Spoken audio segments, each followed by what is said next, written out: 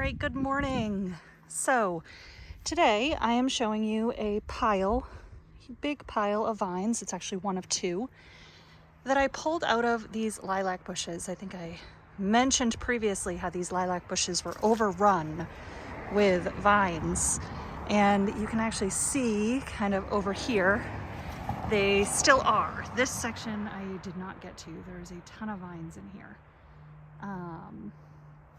Yeah, but this section here, you can now actually see through it. You can now actually like see sky through this section because I tore all of those vines out. Now, the other thing I kind of wanted to show you is, if you notice this here, this is a little bird's nest thing.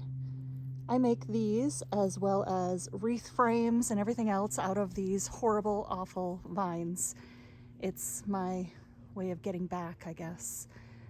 They take over my yard. They're invasive. They are mostly oriental bittersweet. And just to be clear, I mean, that's how big some of them are. You can see how lengthy and crazy they are. This pile goes way over. I think that actually has some even bigger ones here that I was cutting with clippers at this point. Not even anything much more advanced than that, but these are how big these vines get. And we have spent a ton of time just getting them out of these. You can see how they all intertwine around each other. So, public service announcement, do not plant oriental bittersweet. You will basically lose everything in your yard.